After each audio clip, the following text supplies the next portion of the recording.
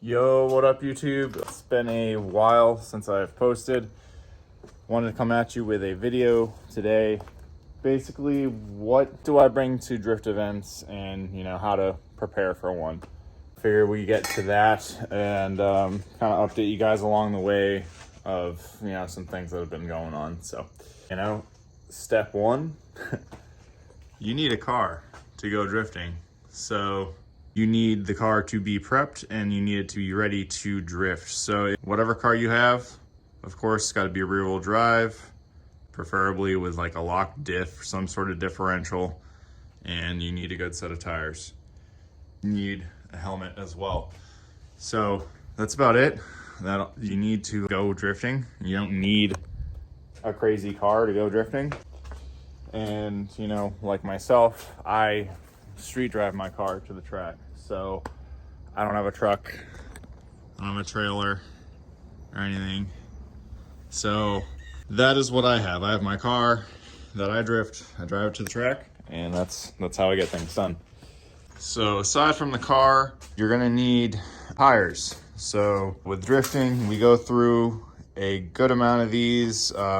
Thankfully with like a low horsepower car like mine, it doesn't go through a whole lot of tire. When you're in like C group or whatever, you're not gonna go through a set of tires, not even with something like this in a day. In B group, you're gonna have the tires lasting, 2 days in B group. Once you get to A group, you can destroy a set of tires pretty quick.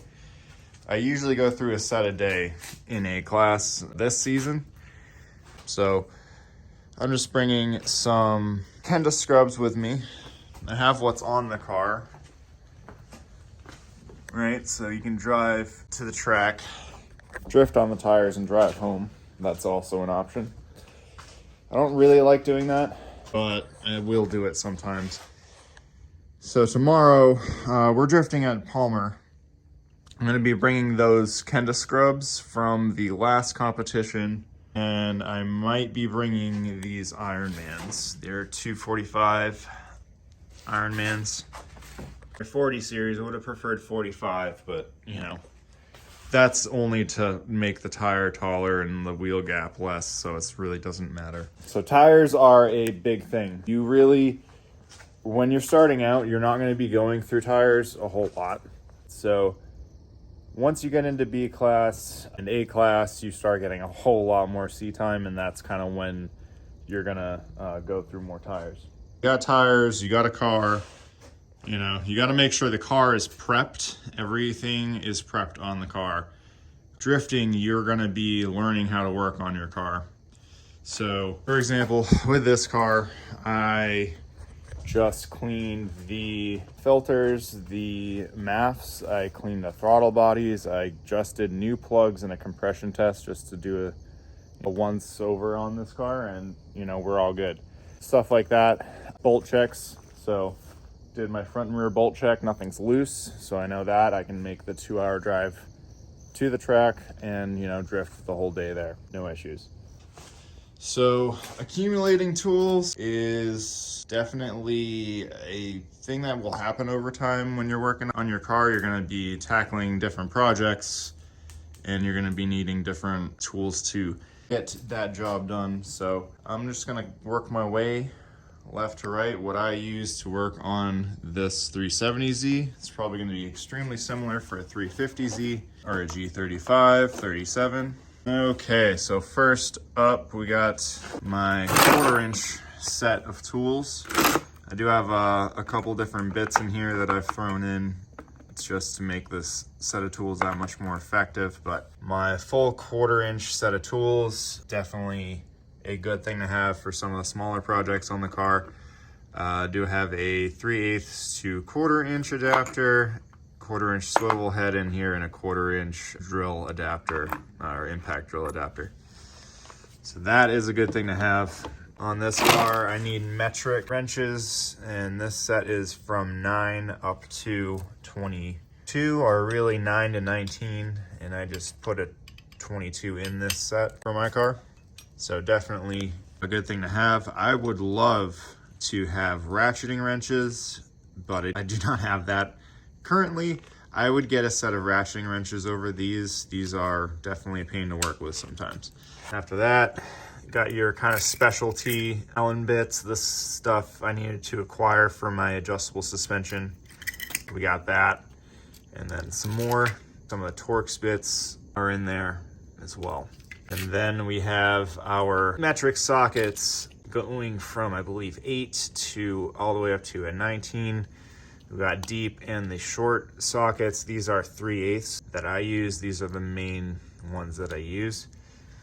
And then we're kind of moving along with the torque wrenches.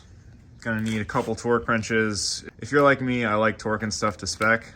You can ooga dooga things and, you know, get away with it. Definitely no issues with that as long as it's tight, but I like to torque stuff down. So I have on my torque wrench at all times, this is like for wheel lugs, I have this painted and I have it set for my lug nuts at all times. We got 3/8. We got a normal ratchet here with a 1/2 inch to 3/8 adapter.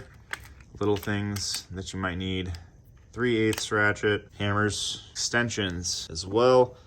These, I had to acquire these to drop my transmission. So with this here, well, this and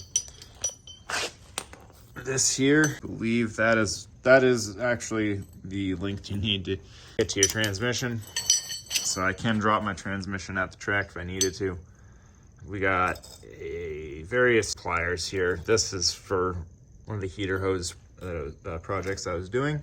And then we've got just random dikes, pliers. Never know when you're gonna need to wire something, so it's a good idea to have some wire crimps and cutters.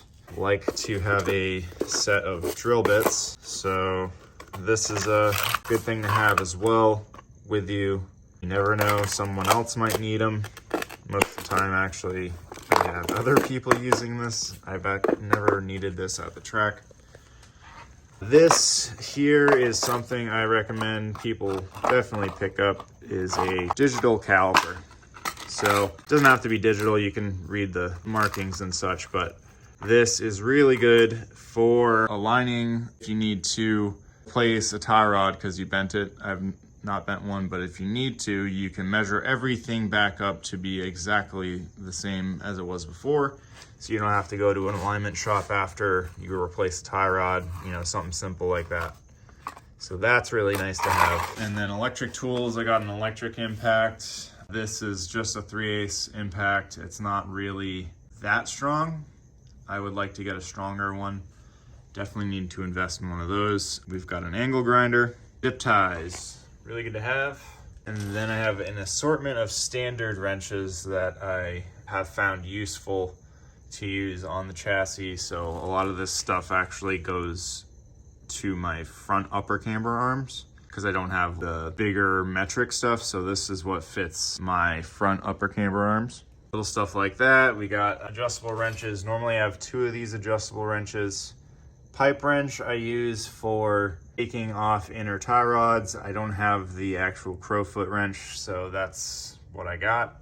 Vice grips, assorted Phillips, and then liquids we got on the left there. That is some white paint marker to mark any bolts that you want to mark to see if they're moving or anything like that, you know. So we call them like speed marks, you know, so like you can just look underneath of this and see if anything's gotten loose. So that's really handy. And then I like to have the blue and red Loctite as well. Honorable mention here, some black spray paint. So this I would use if you're checking for rubbing on anything up front with like angle kits. This is great to spray on inner tie rod or a sway bar to see if your wheel's rubbing it, you know, something like that.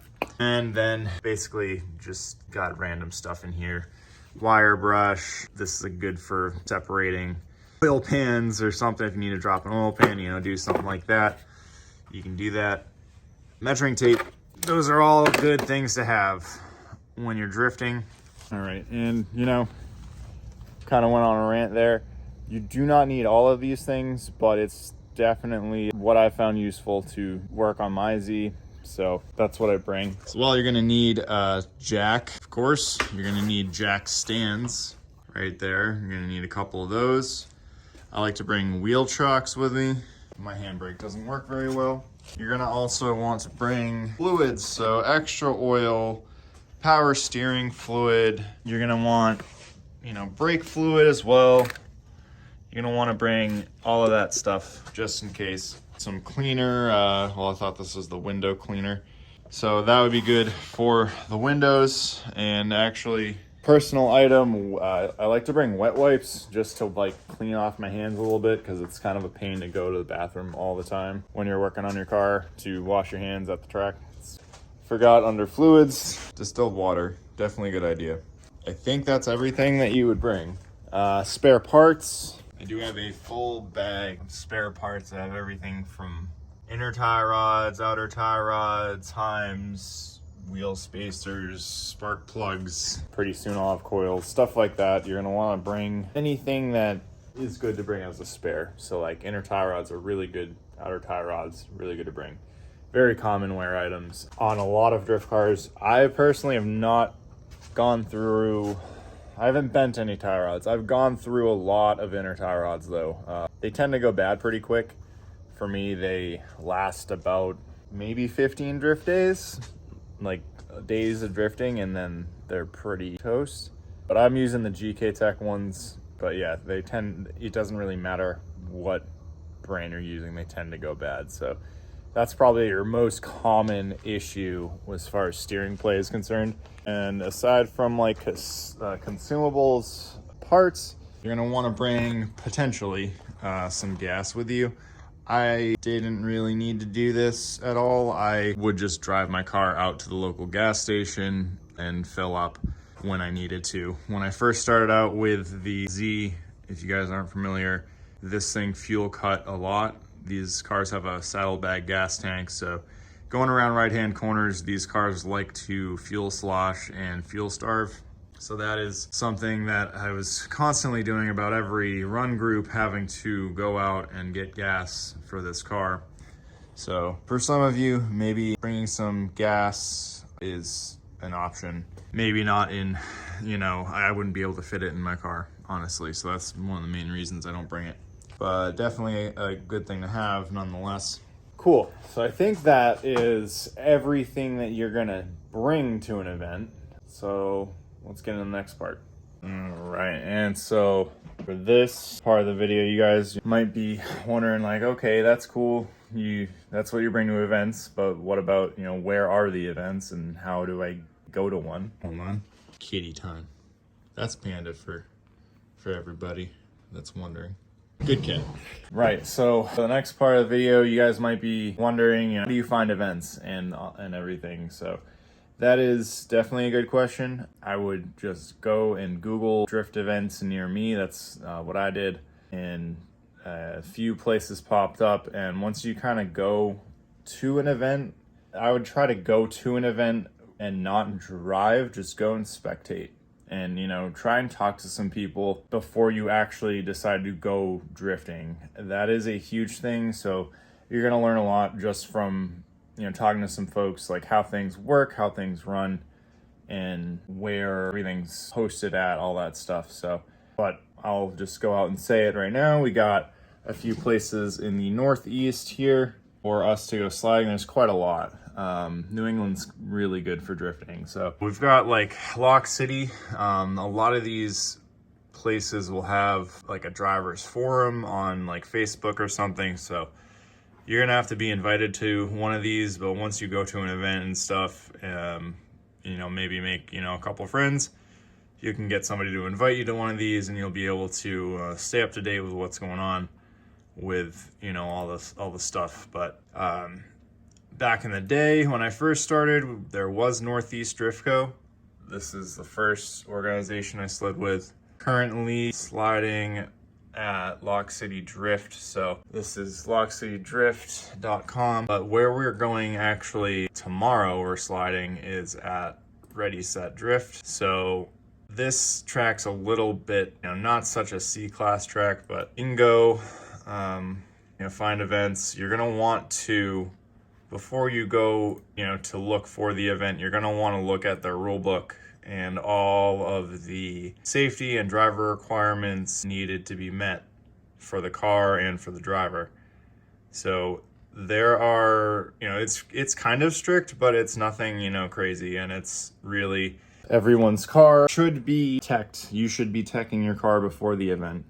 This is something to keep everybody safe, keep the track safe, and definitely just want, the track just wants everybody to have a good working car for the day, so they don't have, have to have anything unsafe happen. I don't know how to say that differently, but some requirements are just making it to driver's meeting. If you don't go to driver's meeting at a lot of these tracks, you are not going to be allowed to drive. So you need to make it out to the driver's meeting, so everybody's on the same page. Of course, everybody's got like a driver's license and a helmet. So most of the helmets are, I think we're up to like most people are using a SA 2015 and those are accepted still, but up to like a SA 2020 helmet. And some places don't allow open face, but most of them, all the ones I've been to, do. I think Club Loose might not. I'm not entirely too sure on that. Even the spectators have rules. So like at drift events, if you go to spectate, you're going to want to bring long pants and closed-toed shoes. Without that, you're not supposed to be in a drift car. So at most of the tracks, you need to have long pants and closed-toed shoes, and Crocs don't count. But yeah, go to an event first and see how things are ran. You can find a lot of events just, again, Googling them, and maybe even YouTube, you'll see what the name of it is, and then you can look it up after that. But you're going to want to make sure your car, if you're going to drive, passes all of these requirements. So it needs like a fire extinguisher, it needs all of the loose objects to be taken out of it, no fluids leaking. So that means oil, power steering fluid, brake fluid, all of that stuff cannot be leaking. Battery tie downs, if you have a battery tie down, it's got to be nice and tight. Stock is best usually in most scenarios. All lug nuts must be present. So like you gotta have all your lug nuts, and then a heat shield between the clutch / brake master cylinder and the exhaust. Most of the time 350Zs, 370Zs, you don't need that. There's already a giant piece of metal there. So coolant overflow is required at most tracks, and most tracks don't even want you to be running coolant. So I haven't had any issues myself. I do run coolant, but I should be using distilled water and water wetter. That is a thing that I should be doing. Brake lights, for example, must be operational, stuff like that. Tow hooks need front and rear. Those are definitely a must-have. If you go off track, a properly mounted tow hook or tow strap is gonna save everybody some time. Make sure it's properly mounted and not just self-tapered into something. It needs to be structural. And as well, touching back on a fire extinguisher, it needs to be mounted. Most places will not accept a fire extinguisher that's mounted with like the stock. Some fire extinguishers come with a plastic bracket. They will not accept that. It's got to be the metal one. So, and some of them come with a metal bracket too, and they'll accept that. So just make sure that whatever fire extinguisher you're buying is coming with a metal bracket. You can find them. I bought mine at Lowe's, for example. So you can get them locally. That's not a big deal. A lot of tracks, if you have a convertible like a Miata or something, they're going to require you to have a roll bar. So you might need to have a roll bar installed if you have a convertible like Z or a convertible, a Miata or something like that. So keep that in mind. Most of the places that I drift at don't require a cage to tandem, but Lock City Drift requires a cage to tandem on road course in a train of more than 2 people. So if three or more, you need to have a cage, which makes sense because you're hauling ass on road course. You're entering at 70 miles an hour. It's pretty quick. As far as like harnesses and seats, of course, you got to have those be properly bolted in, and the harness, usually you're gonna only use a harness with a aftermarket seat. They will not allow you to drive with a harness in a stock seat. That's not very safe at all. So when in doubt, just use your stock seat belt, and you can still, most places, have my bucket and I still use my stock seat belt. Main reason is I don't want to get a harness bar when I'm about to, cage the car. I feel like that's a waste of money. So I've been waiting patiently to get that done. Stuff like that. You don't really need a cage to go drifting. You don't need much to go drifting. Just go drive if you have the means to do so. And most places will be split up into different groups. So you've got C group, B group, and A group. If it's your first time, you're going to be signing up for C group. That's where everyone gets vetted. Everybody gets tips and tricks and learns how to progress on to the next group. B group's usually solid solo drivers that are learning the tandem. And A group, everybody's pretty much still learning the tandem, or they are very good drivers. So those are groups, and most places will allow you to camp overnight if you're doing 2 days, or say you want to get there the day before. Some places will allow that. Say if you're drifting on Saturday and you want to get there Friday night, that might not be possible. But if we go up, you can see Palmer tickets here. We'll go down, can click on this, and we can click on get tickets and basically figure out what day you want to drive. If you want to drive both days, they also sell guest passes. A lot of places do pre-sale for spectators online, so if you want to do that, you can do that. But I actually already got my tickets for Saturday, so that is how you'd go to a drift event. If you guys enjoy the video, it's kind of different from what I normally make. I just wanted to make something to put out there for you guys because it's just been a while since I've uploaded. I appreciate the patience. If you guys got any tips or tricks for anybody down below, stuff that you bring, please drop it down in the comments, and let's help get some more people into drifting. But I hope you guys have a good rest of your day. Tomorrow I will be drifting at Palmer, so super pumped about that. And yeah, looking forward to catching you guys in that video. But until then, have a nice night, day, wherever you are. Peace out.